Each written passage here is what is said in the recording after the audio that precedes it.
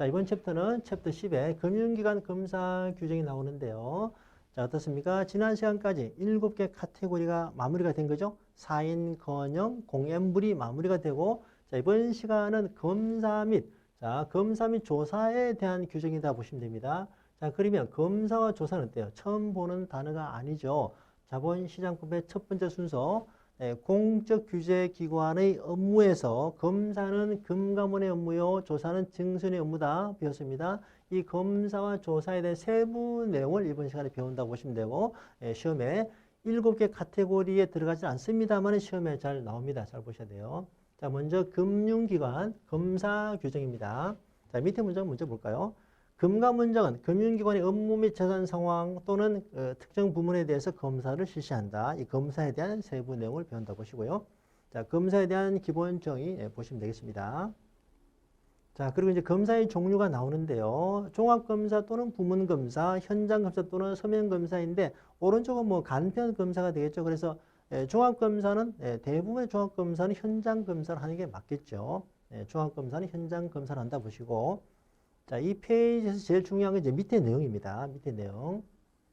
자, 검사 절차를 먼저 보겠습니다. 사전 조사를 하고, 그 다음에 검사 실시하고, 그 다음에 결과를 보고하고, 그 결과에 대한 조치를 취하는 거죠. 이 조치가 바로 제재에 해당이 되는 것이 되겠죠. 자, 그리고 이제 제재가 끝났으면 사후 보고를 하는데, 자, 이 조치권자, 제재를 하는 이 조치권자는 원칙상 금융위원회입니다. 금융위원회가 조치권자가 되고요. 금융위원회가 금감원장의 위임한 사항에 대해서는 뭐 현실적으로 대부분 다 위임이 된다고 볼 수 있습니다. 자, 위임 사항에 대해서는 금감원장이 직접 조치한다라는 겁니다. 이 문장 중요합니다. 자, 그리고 금융감독원장이 이 제재 조치를 취함에 있어서 먼저 그 제재 대상자에게 사전 통지하는 게 원칙이다. 이것도 중요합니다. 사전 통지. 네, 사전 통지를 해서 이제 상당 기간을 주고 그 기간 중에 의견 진술 기회를 먼저 주는 게 원칙이다라는 겁니다. 이 내용은 이제 뒤에도 이어집니다. 자, 그리고 중요 문장 정리가 나옵니다. 참고를 바랍니다. 이게 뭐냐면은, 자, 지금 배우고 있는 챕터 10의 금감원 검사 규정이 원래 시험에 잘 나오는 곳인데 최근에 뜸했습니다. 그래서 2022년도에 시험에 나올 확률이 매우 높습니다. 그리고 시험에 나온다면 이 4개 중에 하나가 답이 되게끔 나올 거다. 99% 확률로. 네, 매우 중요하다라는 거죠. 자, 1번, 2번 이제 바로 전에 본 것인데 전체적으로 한 번 더 정리합니다. 자, 검사 결과 조치는 금융위원회의 심의 의결을 거친다. 기본적으로 조치권자는 금융위원회인데 금감원에 위임한 사항은 금감원장이 직접 조치할 수 있다. 그죠? 자, 금감원장이 직접 조치할 때는 어때요? 사전에 통지하는 게 원칙이다. 그죠? 원칙은 예외가 있다는 거죠. 자, 사전 통지가 명백히 불필요하다고 인정될 경우에는 통지하지 않아도 된다는 겁니다. 자, 그리고 이제 3번, 4번 이제 지금 이 내용을 통해서 바로 이해를 하시면 됩니다. 제재가 부당하다고 생각이 되면 이 신청할 수 있겠죠. 자, 이 신청이 있을 때, 이 신청이 있다 하더라도 해당 이 신청이 이유 없다고 명백히 인정된다. 이 경우에는 금감원장이 직권으로 기각할 수 있다는 겁니다. 자, 그리고 이 신청이 이제 받아들여졌다. 그에 대한 심의 의결을 냈다. 그러면 추가적인 이 신청 불가하다는 겁니다. 이렇게 4가지 중요하고 시험의 대비로는 반대 문장으로 나올 수 있다는 거에 주의하시면 되겠습니다. 1번의 경우는 금감원장이 심의 의결을 거쳐서 조치한다. 틀린 거죠. 자, 2번은 사전 통지는 할 수 없는 게 원칙이다. 틀린 거죠. 자, 어떤 경우라도 이 신청은 기각이 될 수 없다. 틀린 거죠. 자, 그리고 재차 이 신청이 가능하다. 틀린 거죠. 아무튼 반대에 대비하셔야 되고, 어쨌든 여기서 문제 나온다면 4개 중에 하나가 정답이 되어 나올 것이다. 이건 제가 추측하는 게 아니라 이렇게 계속 나왔기 때문에 그렇습니다. 자, 기출 예제를 보면서 확인할 수 있습니다. 자, 기본서 문제. 금감원의 검사 규정이다. 검사에 관한 설명으로 거리가 먼 것은, 자, 금융기관의 업무 외의 재산 상황에 대해서도 검사할 수 있다. 이 문제는 어때요? 이제 첫 시간에서 한번 말씀드린 거죠. 실제 문제 나오기를 금융기관의 검사 규정에 대해서 업무는 검사 대상이지만 재산 상황은 검사 대상이 아니다. 이렇게 오답으로 나온 적이 있다고 그죠? 본 적이 있습니다. 1번은 맞는 내용이죠. 원칙적으로 검사 결과에 대한 조치는 금감원이 하는 게 아니라 어때요? 기본적으로 조치권자는 금융위원회고 위임사항에 대해서 금감원장이 직접 조치한다. 그죠? 이 문제도 어떻습니까? 방금 본 4개 중에 하나가 이것이 답이 되는 문제가 되는 거죠. 반대로 나온 거죠. 2번이 답입니다. 사전 통지 원칙 맞죠? 자, 종합과 부문인데 종합은 대부분 다 현장 검사다. 앞에서 봤고요. 자, 체크하시고. 자, 다음 이제 19년 11월 문제입니다. 검사 제재 규정이다. 그리고 먼 것은 금감원장은 업무 및 재산 상황에 대해서 검사해야 된다. 맞죠? 자, 검사는 종합과 부문이 있고 종합검사 대부분 다 현장검사다. 맞고요.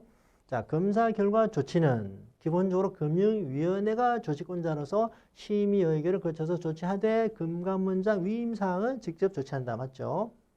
자, 제재 내용을 대상자에게 사전에 알려주는 것은 금지된다. 그죠? 앞에 4개 중에 하나가 답이 되는 것도 맞죠. 4번이 답이 되고요. 자, 또 다음 문제 봅니다. 또 4개 중에 하나가 답이 돼요.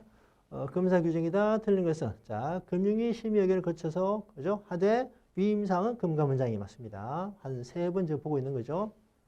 자, 사전 통지하고 사전 통지해야 된다. 맞죠?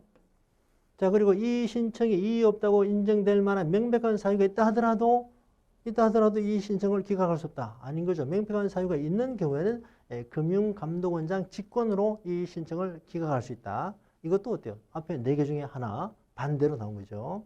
3번이 답이 되겠습니다. 자, 그 처리 결과에 대해서는 더 이상 추가적인 이의제기 불가하죠. 맞습니다. 자, 4개 중에 하나가 계속 답이 되고 있습니다.